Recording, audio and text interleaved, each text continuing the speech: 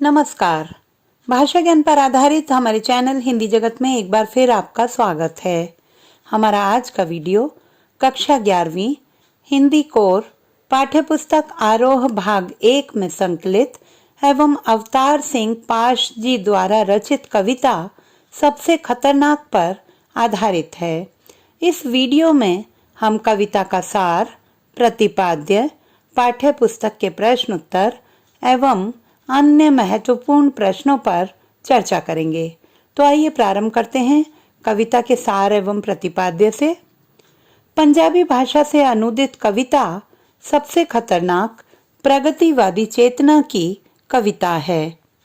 दिनों दिन अधिकाधिक नृशंस और क्रूर होती जा रही दुनिया की विद्रूपताओं के चित्रण के साथ यह कविता उन खौफनाक स्थितियों की ओर इशारा करती है जहां प्रतिकूलताओं से जूझने के संकल्प कमजोर होते जाते हैं।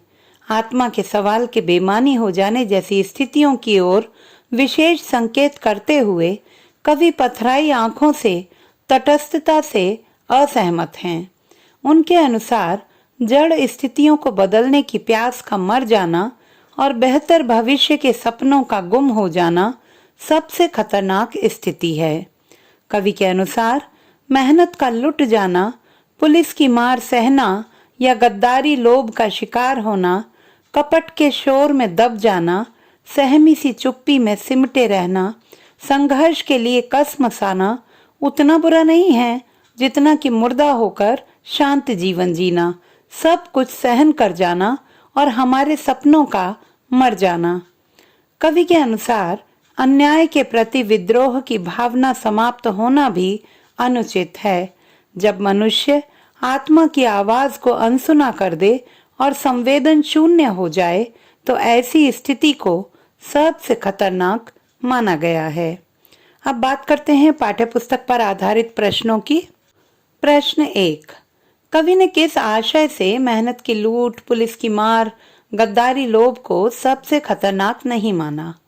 उत्तर, कवि मेहनत की लूट, पुलिस की मार या गद्दारी लोभ को सबसे खतरनाक नहीं मानता क्योंकि इनका प्रभाव सीमित है।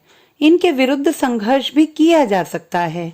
इसलिए यह स्थितियां बुरी तो हैं किंतु इन्हें बदला जा सकता है, अतः यह सबसे खतरनाक नहीं है। प्रश्न 2, सबसे खतरनाक शब्द के बार बार दोहराए जाने से कविता में क्या असर पैदा हुआ है? उत्तर, सबसे खतरनाक शब्द के बार बार दोहराए जाने से पाठकों का ध्यान समाज में व्याप्त खतरनाक स्थितियों पर अधिक आकर्षित होता है। वे इन स्थितियों पर गंभीरता पूर्वक विचार करते हैं। वे कथन के मूल में जाने के लिए तत्पर होते हैं और विभिन्न बुरी परिस्थितियों का तुलनात्मक रूप से चिंतन भी करते हैं। प्रश्न 3, कवि ने कविता में कई बातों को बुरा है न कहकर बुरा तो है कहा है। तो के प्रयोग से कथन की भंगिमा में क्या बदलाव आया है, स्पष्ट कीजिए। उत्तर, कवि ने कविता में बुरा है के स्थान पर बुरा तो है कहा है। बुरा है तथा बुरा तो है दो अलग अलग कथन भंगिमाएं हैं। बुरा है कहने पर स्पष्ट रूप से आरोप लगता है, साथ ही वाक्य अपने आप में पूर्ण हो जाता है जिसमें सुधार की कोई गुंजाइश नहीं होती। इसके विपरीत बुरा तो है कहने पर निपात तो के प्रयोग से शब्द में बल आता है जो पाठकों के मन में जिज्ञासा उत्पन्न करने के साथ साथ यह स्पष्ट करता है कि स्थितियां बुरी तो हैं परंतु उन्हें सुधारा जा सकता है। प्रश्न 4, मुर्दा शांति से भर जाना और हमारे सपनों का मर जाना इनको सबसे खतरनाक माना गया है। आपकी दृष्टि में इन बातों में परस्पर क्या संगति है और यह क्यों सबसे खतरनाक है?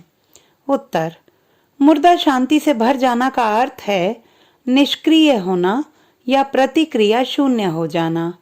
ऐसा व्यक्ति अन्याय के खिलाफ संघर्ष नहीं कर पाता है। वह जीवित होते हुए भी मृत के समान होता है।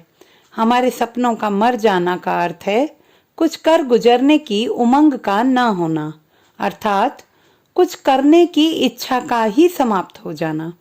सपनों के मर जाने पर हम परिस्थितियों को यथावत स्वीकार करके विचार शून्य हो जाते हैं। यह दोनों ही परिस्थितियां सबसे खतरनाक मानी गई हैं, क्योंकि दोनों ही व्यक्ति को निष्क्रिय बना देती हैं। प्रश्न 5। सबसे खतरनाक वह घड़ी होती है आपकी कलाई पर चलती हुई भी जो आपकी निगाह में रुकी होती है। इन पंक्तियों में घड़ी शब्द की व्यंजना से अवगत कराइए। उत्तर। प्रस्तुत पंक्तियों में घड़ी कलाई घड़ी न होकर जीवन की प्रतीक है। घड़ी की भांति ही जीवन भी निरंतर गतिमान होता है। जब व्यक्ति यंत्रवत अपने कार्य में लगा रहता है, जब उसके मन की उमंग समाप्त हो जाती है, आगे बढ़ने की चाह खत्म हो जाती है, ऐसी अपरिवर्तनीय स्थिति को कवि रुकी घड़ी का नाम देते हैं। प्रश्न 6। वह चांद सबसे खतरनाक क्यों होता है जो हर हत्याकांड के बाद आपकी आंखों में मिर्ची की तरह नहीं गड़ता है? उत्तर। चांद हमारी आस्था और विश्वास के साथ साथ सौंदर्य का भी प्रतीक है, परंतु हत्याकांड के बाद कोई भी प्राणी सौंदर्य से आनंद उठाने की कल्पना भी नहीं कर सकता। ऐसी विपरीत परिस्थितियां मनुष्य के भीतर आक्रोश उत्पन्न करती हैं। इन स्थितियों में मनुष्य को चांद का अनुपम सौंदर्य भी आनंद प्रदान नहीं करता। अगर इन परिस्थितियों में भी लोग आनंद लेने का प्रयास करते हैं तो उनकी यह संवेदन शून्यता वास्तव में खतरनाक है। कविता के आसपास। प्रश्न 1। कवि ने मेहनत की लूट सबसे खतरनाक नहीं होती से कविता का आरंभ करके फिर इसी से अंत क्यों किया होगा? उत्तर। कवि ने मेहनत की लूट सबसे खतरनाक नहीं होती से कविता का आरंभ करके फिर इसी से अंत किया है, क्योंकि वह खतरनाक और सबसे खतरनाक परिस्थितियों में अंतर बतलाना चाहते हैं। उनके अनुसार खतरनाक परिस्थितियों को सुधारा जा सकता है, परंतु सबसे खतरनाक परिस्थितियों में सुधार की गुंजाइश भी खत्म हो जाती है। ऐसी बातों पर समाज को गंभीरता से विचार करना ही होगा। प्रश्न 2। कवि द्वारा उल्लेखित बातों के अतिरिक्त समाज में अन्य किन बातों को आप खतरनाक मानते हैं? उत्तर। कवि द्वारा उल्लेखित बातों के अतिरिक्त हम समाज में व्याप्त अनेक बुराइयों को सबसे खतरनाक की श्रेणी में रखते हैं, जैसे हिंसा, अपहरण, बलात्कार, सांप्रदायिकता, देशद्रोह, आतंकवाद आदि। प्रश्न 3।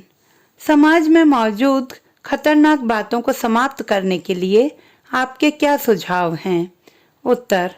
समाज में मौजूद खतरनाक बातों को समाप्त करने के लिए वैचारिक संघर्ष के साथ साथ सहनशीलता एवं गतिशीलता बनाए रखना आवश्यक है।